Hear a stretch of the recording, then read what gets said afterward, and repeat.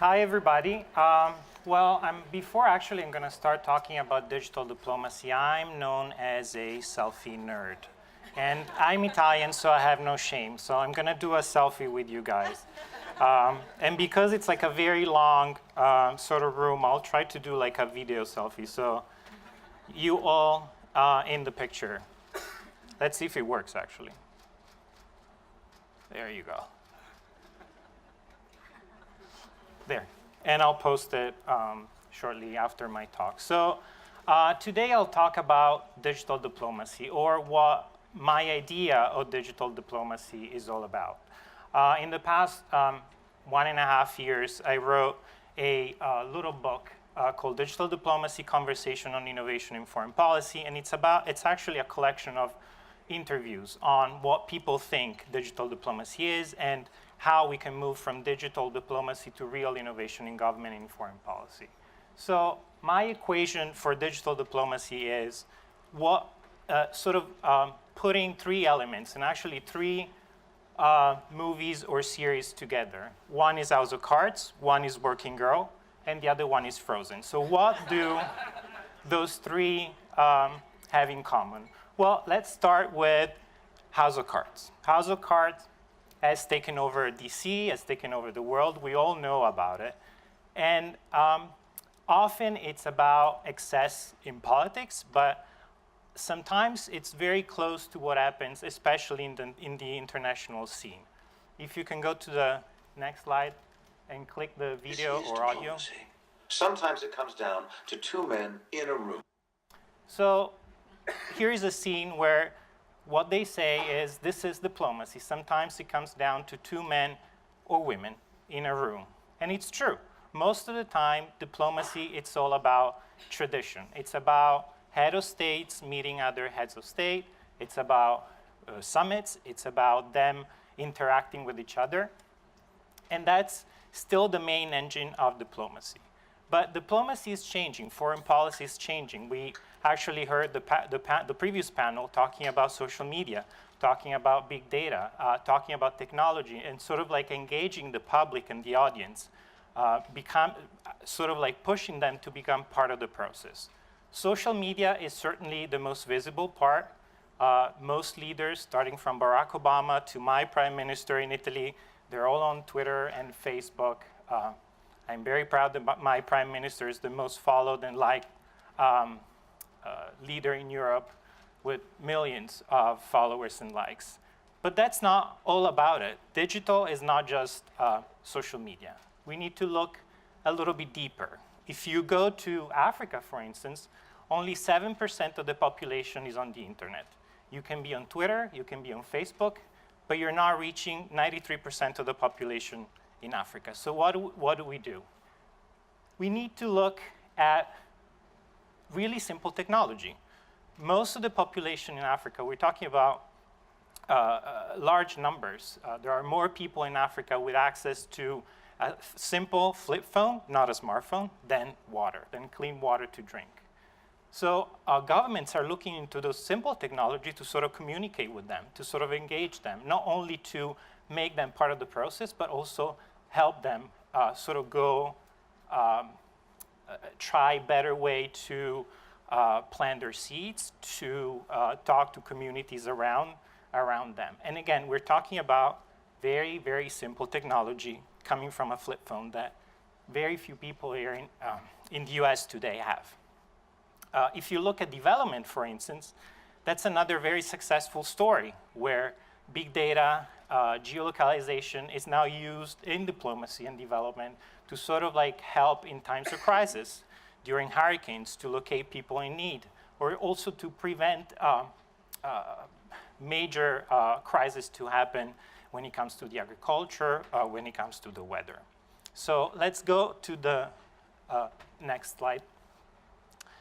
So now we're talking about Working Girl. And my idea is that we sort of, when we talk about technology and innovation, we need to go a little deeper. And I'll give you an example. You're mostly millennials, probably. You don't know much about Working Girl. Working Girl is a movie from the 80s. It's a movie with Melanie Griffith. Harrison Ford, Sigourney Weaver. And it's about Melanie Griffith, the main character in the movie, trying to climb up the corporate ladder and going from being a secretary, a very simple secretary, becoming sort of a manager in a large industry. At one point, she meets what will become her next boss. And her next boss gives her an example of what he thinks innovation and looking beyond technology and just producing goods is all about. And the example is this one. In the Lincoln Tunnel in New York, which is, if you're familiar with New York, the main way of moving traffic from New Jersey to New York, there's an accident. A truck is stuck in the tunnel. They cannot move it. The authorities are trying all day to sort of clear the tunnel so that the traffic goes back to normal. At the end of the day, there's a little kid in a car with his mom trying to go back home to New Jersey, and he tells the authorities, well, why don't you deflate the tires? So that's my idea of innovation, something that it's not technology, that it's not connected to technology. It's a very simple idea that can actually move, that can actually solve a problem, and so we can move forward and look beyond something that we can try, that often we try to make too complicated. So let's go to the next slide. Innovation often, I believe, is used as the salt and pepper of everything. If you're in government, if you're in the private sector, if you're in school, you often hear people talking about innovation. Again, to me, innovation is about ideas, not necessarily about the 21st century. It's not necessarily about technology. Government often try to sort of like believe that they're innovative, but let's actually look at the two main ingredients after ideas. One, for me, is disruption. And when you have to change the system in order to be an innovator. And how can you change a system in the government environment? Then, well, you can. But there has to be a culture of innovation in place that often is not there. Governments usually try to stay and sort of prevent any disruption and preserve the status quo. Another major ingredient for innovation is failures. And they talked about failures. Katie Harbert from Facebook talked about failures again, as well. Governments usually try to prevent failures, not to have failures happen so that we can move forward. So those two elements, to me, are very important. This is a quote from an economist, and basically says that often we talk about innovation, but what happens is mostly innovation. And that means innovation that, can you actually go back? Sorry. There you go. Innovation that fails to create authentic, meaningful value. And where you're in government, authentic and meaningful value relates to your citizens. Whether you're in government at home or you work in foreign policy, your citizens and your audiences are what you have to focus on. The next slide. So why is digital diplomacy also about the movie Frozen? You're all familiar with it. Well, writing my book, again, I talked to many people. One of them was Joe Ito. Joe Ito is the director of the Media Lab at the MIT. And what he told me is that often we describe innovation as technology, lots of numbers, lots of measurements, your goals, the process. But at the end of the day, what he thinks innovation is all about is about magic. There has to be, in the innovation process, something magical happening.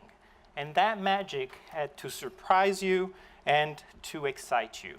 When you have that, you really understand that you might not be close to your goal, but you're probably close to a different goal that might solve other issues that you didn't think at the very beginning. So my sort of way talking to you today is, well, we're all in technology, we're all very interested in technology, but let's bring to government, and even the private sector, that little magic that we need in order to have innovation happen. Thank you.